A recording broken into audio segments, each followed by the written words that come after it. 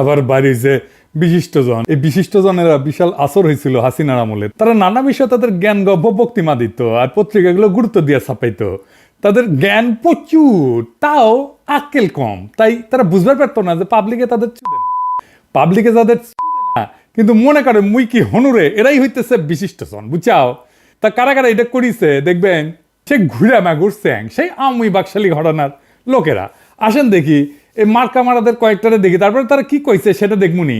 আনু মোহাম্মদ, হাসিনার বান্ধবী সুলতানা কামাল, খুশি কবির, টিআইবির ইফতেখারুজ্জামান, ওরে একবার ঠাপাইছিলাম, কঠিন ঠাপ দিছিলাম, অনেকদিন শান্ত আছিল, আবার মাথা বের করিছে।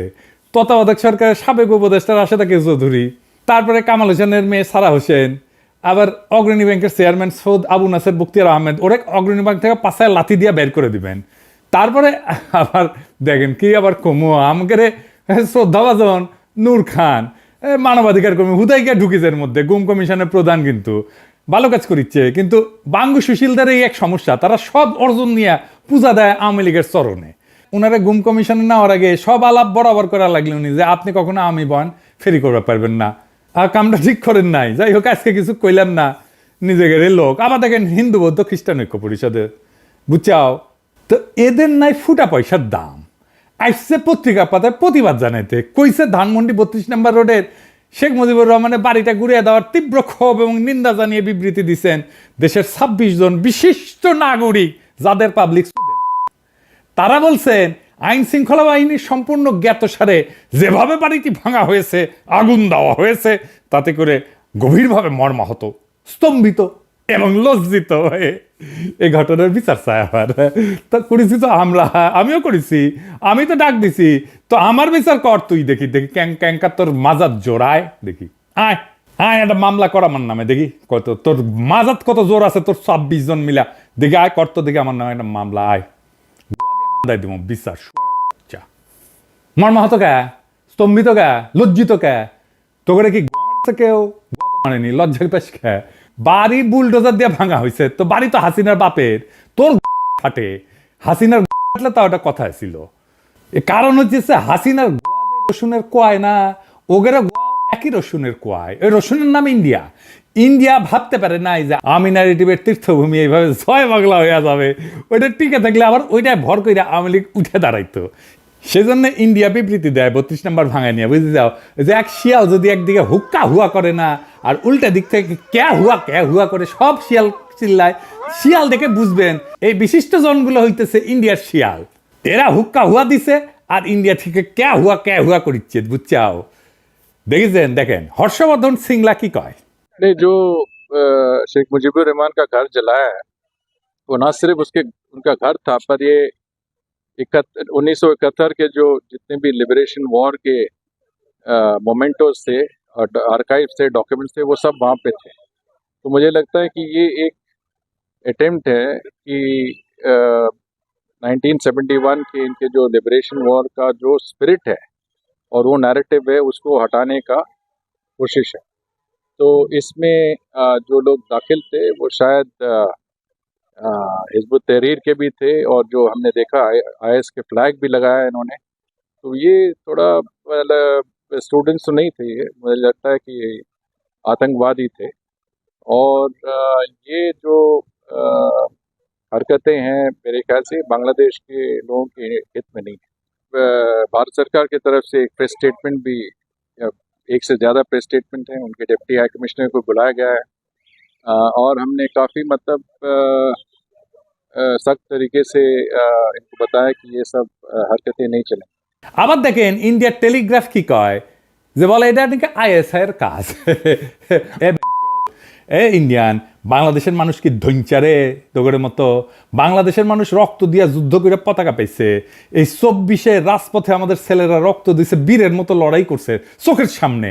তোগরের মতো আলোচনার টেবিলে বসে ব্রিটিশদের সাথে নেগোশিয়েট করে স্বাধীনতা পাইছে রে ভাই।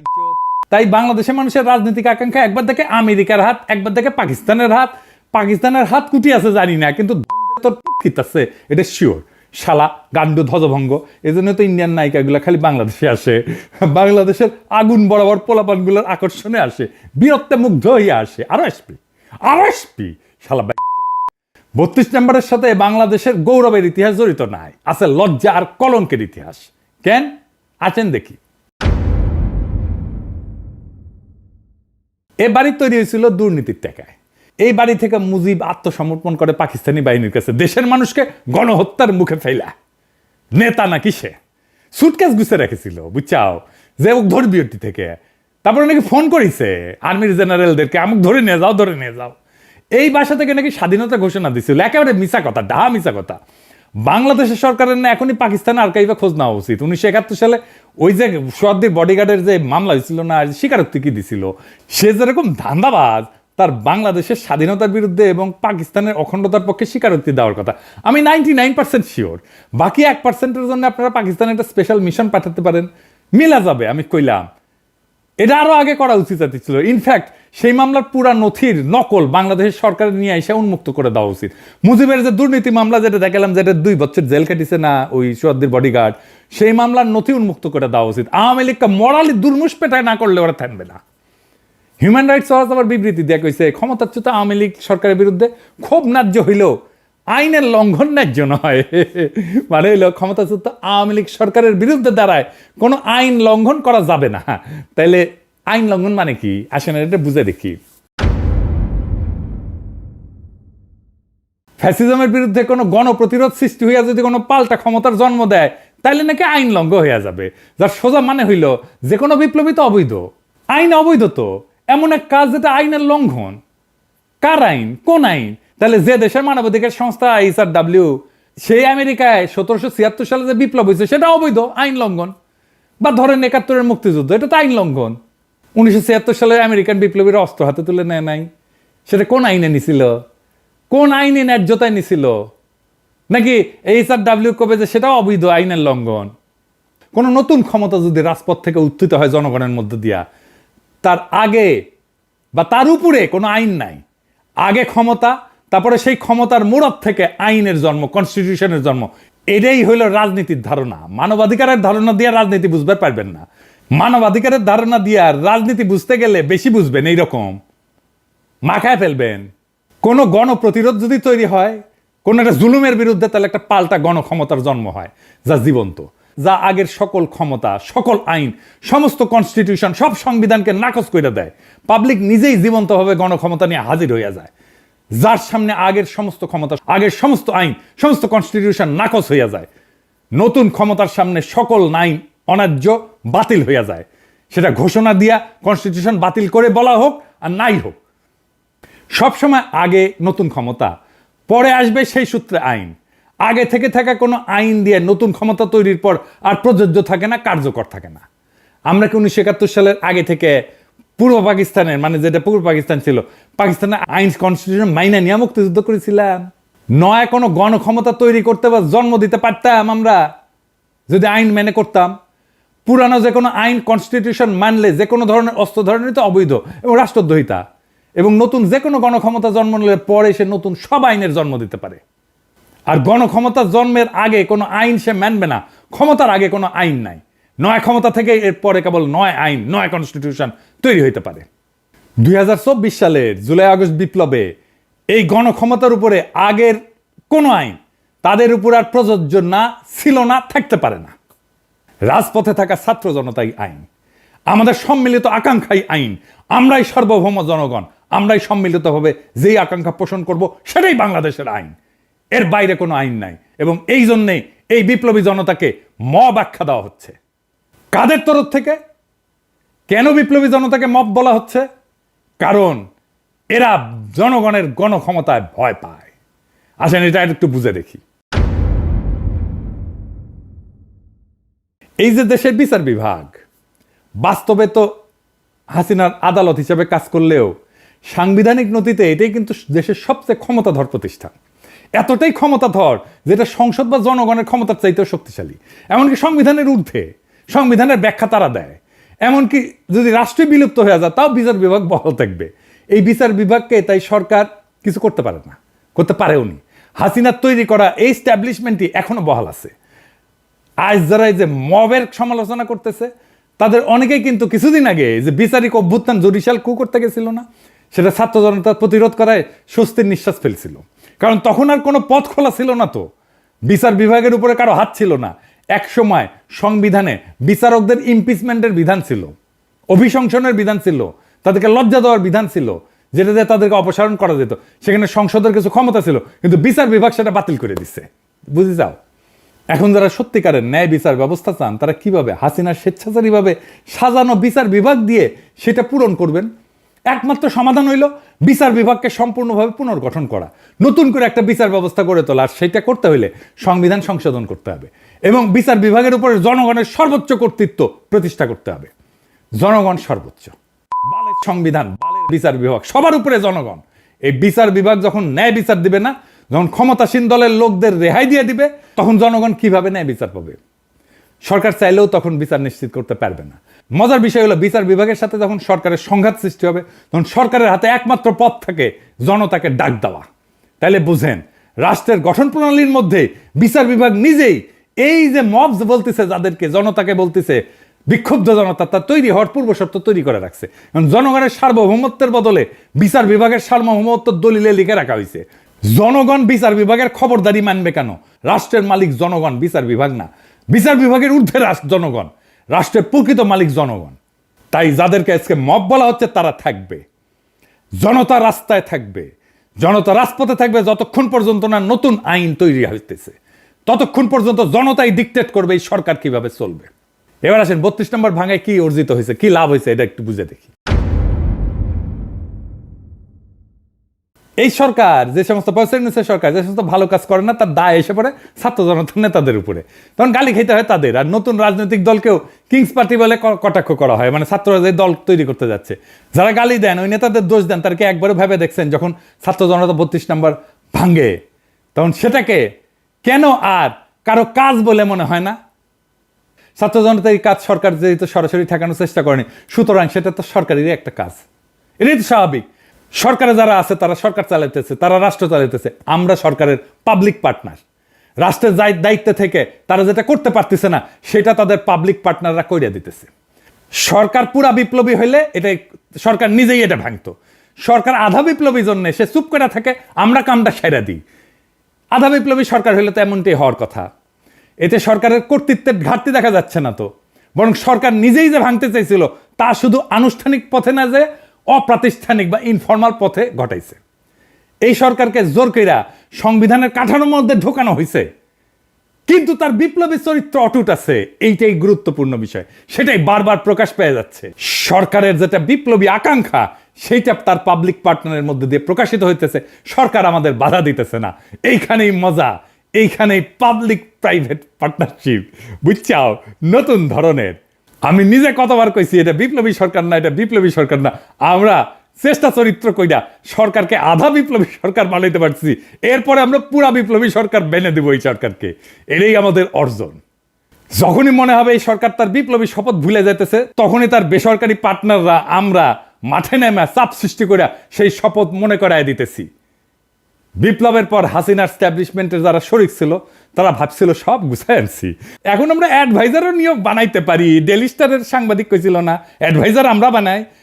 বেশ স্বস্তিতেই ছিল, কিন্তু ছাত্র জনতার এই শক্তিশালী শোডাউন দেখা তারা আবার আতঙ্কিত হয়ে পড়ছে। হওয়াটাই স্বাভাবিক, তাদের ক্ষমতায় ফেরার স্বপ্ন আরো এক ধাক্কা খেয়েছে। বিপ্লবের জন্য এটা সবচেয়ে বড় অর্জন। আজ যারা আকার ইঙ্গিতের নিন্দা করতেছে না, তারা মূলত শেখ মুজিবকে ফ্যাসিস্ট বলে মনে করে না। তাদের কাছে বাকশালও একটা ভালো ঘটনা, সুন্দর কত্তার পাদ, তো শেখ মুজিবের পাদ ওটা গন্ধ না, বুঝছাও। তাই সরাসরি বলতে পারতেছে না, সেই জন্যেই এই মব টপ বইলা এই সমস্ত ধোঁয়াশা তৈরি করতেছে।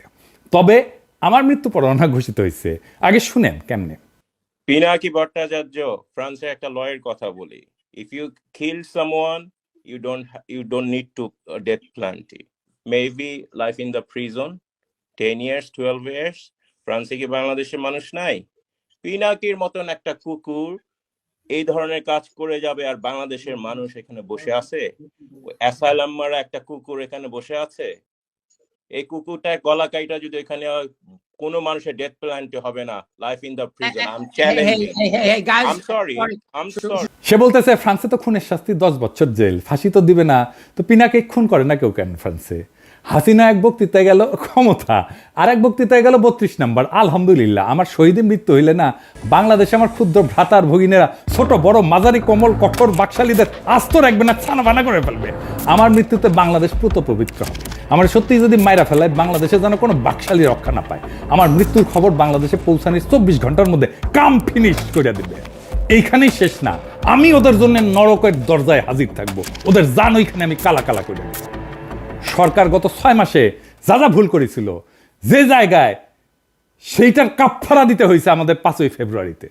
আবার আর একটা জনফস্ফোরণ হয়েছে। এই জন্যেই প্রেসিডেন্ট সরকার আরো সংহত হয়েছে, ভালো হয়েছে আমাদের জন্য। অপারেশন ডেভিল হান্ট শুরু করতে পারছে, একটা সুশীল হান্টও চালু করা দরকার। কারা কারা এই যে 26 জন এই সুশীলেরও হান্ট করা লাগবে, ওটা জনতাই করবে। যাই হোক, আবারও কিন্তু আমাদের অর্জন ধুলায় মিশে যেতে পারে যদি আবার আগের আলস্য কাটায় উঠতে না পারে। আগের আলস্য আর সিদ্ধান্তহীনতা, অবিবেচনা প্রসূত নিয়োগ চলতেই থাকে।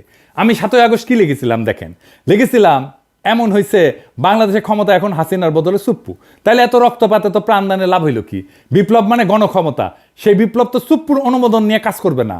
সুপ্পু কেন আবদার করে? একে আজাদ কেন এর মধ্যে ঢুকে? ছাত্রদের মতামতের সর্বোচ্চ গুরুত্ব দিতে বলছি। সেখানে তো এটাই বলি নাই যে একে আজাদের পরামর্শ নিয়ে কাজ করতে হবে। এটা তো বলি নাই যে ডিজিএফ এর চিফের সাথে আলাপ করতে হবে।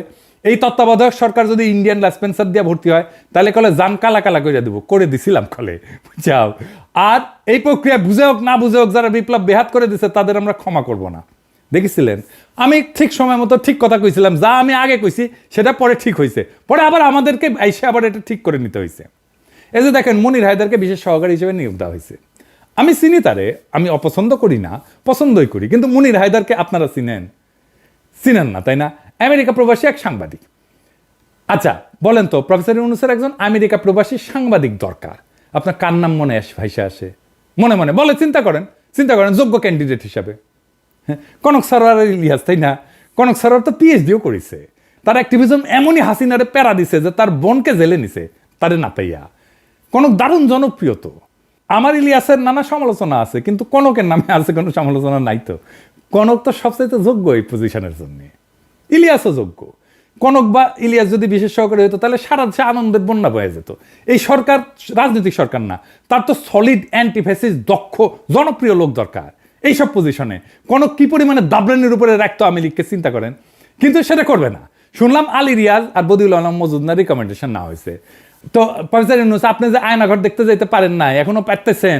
এই ছাত্র জনতা তার শক্তি যে দেখাইছে ধানমন্ডি 32 নম্বরে, সেইটাতে আলী রিয়াজ করে দিচ্ছে, এটা দেয় নাই। এটা তার করে দেওয়ার শক্তিও নাই, সামর্থ্যও নাই। ওই ধানমন্ডি 32 নম্বরের সামনে কনক গিয়া দাঁড়াইলে, ইলিয়াস গিয়া দাঁড়াইলে লক্ষ লক্ষ পাবলিক যে আনন্দে চিক্কুর মারবে, ওই চিক্কুরের প্রতিধ্বনিতে 32 নম্বর ভাইঙ্গা খান খান হয়ে যেত, বুলডোজার লাগতো না। কিন্তু না, আপনার আলী রিয়াজকে খুশি করা লাগবে, আপনার কাজে কে লাগবে এটা ভাববেন না, আপনার কাজ খুশি করা লাগবে সেটা ভাববেন। ছাত্ররা ষষ্ঠ উপদেষ্টা গায়ে বানানো জানাজা করিচ্ছে। ছাত্ররা কি উপদেষ্টাদের বানাইছে না? তাদের সিলেক্ট করেছে না? এখন জানাজা কেন? যেটা নিজে গিলিছেন সেটা বমি করতে পারবেন না, দায় নেন, গিলিছেন পেটের মধ্যে রাখেন। আজকের এই অবস্থার জন্য আপনারাও দায়ী। এই টাইমটা হেলায় হারায়েন না। আগে মেলা কথা কইছি, শুনেন নাই। আগামীকাল আপনাদের জন্য আলাদা এপিসোড করব, কেমনে নতুন রাজনৈতিক দল করবেন। এটা আপনাদের কোনো স্যাটব্যাট আছে বলে তো মনে হইতেছে না। মন দিয়া শুনেন। অনেকে কইতে পারেন, ওদের তো গোপনে কইতে পারেন না, আলাদা আলাদা করে কইছি মেলা কইছি, কাজ হয় না। এক কান দিয়ে ঢুকে আর এক কান দিয়ে বের করে দেয়। মানে আমি কইছি না যে নিজে যেটা স্বপ্ন দেখি সেটাকে বাস্তব করার জন্য আমি জীবন দিয়ে দিতে পারি, কিন্তু অন্যের কাছে আমার সেই স্বপ্নটা তো কাজ বা টাস্ক, তাই সে সেইটার জন্য জীবন দিয়ে দেয় না, কমিট করে না। আমি এটাতে শুধু তার জন্য কয়া দেবো তা না। যে কোনো দল এই স্ট্র্যাটেজি অনুসরণ করতে পারে, ছাত্ররা করলে ভালো। না হয় আমি যদি কখনো রাজনৈতিক দলটাল করি তাহলে এই পদ্ধতি অনুসরণ করব। যাই হোক, আগের প্রসঙ্গে আসি। একটা ভালো জনপ্রিয় মানুষের মনোনয়ন কিভাবে মানুষের আনন্দের উৎস হয় সেটা 21শে পদকে আমরা দেখলাম। আমাদের অনেক প্রিয় মুখ আছে এখানে, যেমন অভ্রেন মেহেদি, সবাই খুব খুশি হয়েছে। মাহমুদ ভাই, সবাই খুব খুশি হয়েছে, কিছু কিছু লোক তারা, ওটা আসিচ্ছি।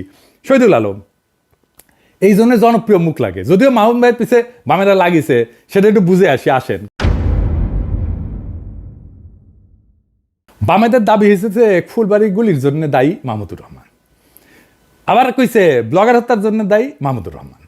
আমার দেশের উদ্বোধনী সংখ্যায় আমার এই বিষয়ে লেখা আছে, আপনারা পড়ে নিতে পারেন। এই যে এটা, আর এই হইতেছে এই যে কল্লোল মুস্তফা, এটা হইতেছে আনু মোহাম্মদের লেসপেন্সার, তীব্র ইসলামোফোব, কেমন ইসলামোফোব আপনার এক্সাম্পল দিই। আগে বিদেশি সাংবাদিক আমার ফোন দিয়ে কইল যে একটু পরিচয় করায় দেন কল্লোল মুস্তাফার সাথে, আমরা একটা সাক্ষাৎকার নিব আর কি। তো আমি তাকে ফোন দিই, ফোন ধরে না, মেসেজ দিই, দেখে রিপ্লাই দেয় না। কেন? পরে জানলাম যে আমি হেফাজতের পক্ষে লিখেছি, মানে আমি লিখলাম হেফাজতের পক্ষে, তাই আমার ফোন ধরা যাবে না, এতই ব্রাহ্মণ হই। তো এই তুই যে ব্রাহ্মণ হইছু, এত বড় ব্রাহ্মণ হইছু, তোর যে ক্ষুদ্রকালে তোর যে সোনার আগাটা কেটে ফেলে দিছিল না, ওটা কুটি খুঁজে পাবো তুই? নাম তো এটা লাগাইছু কল্লোল, যেন বোঝা না যায় যে মুসলমান কিনা। কেমন রক্ত মজ্জায় ইসলাম বিদ্বেষ দেখেন। আজকে ওর পেজের লেখাগুলো দেখেন তো, এডিটর সাহেব পুরা প্রফেসর ইউনূসের সরকারের বিরুদ্ধে যত বৃষ্টি দেখেছেন। আবার দেখেন প্রফেসর ইউনূসের সরকারের মধু খাইতে আসা সাংবাদিক গোলাম মুর্তজার ভিডিও শেয়ার দেয়, তো ওই গোলাম মুর্তজা কেন জিগায় না যে প্রফেসর ইউনূসের সরকার কেন পারফর্ম করিচ্ছে না? সে তো সিনিয়র সেক্রেটারির মর্যাদায় প্রেস মিনিস্টার হয়েছে আমেরিকায়, বিধি ভেঙ্গা, এরাও নাকি আবার আলী রিয়াজের রিকমেন্ডেশন, বুঝছাও? এই বামেরা কেন প্রফেসর ইউনূসের সম্পর্কে বিলা জানেন?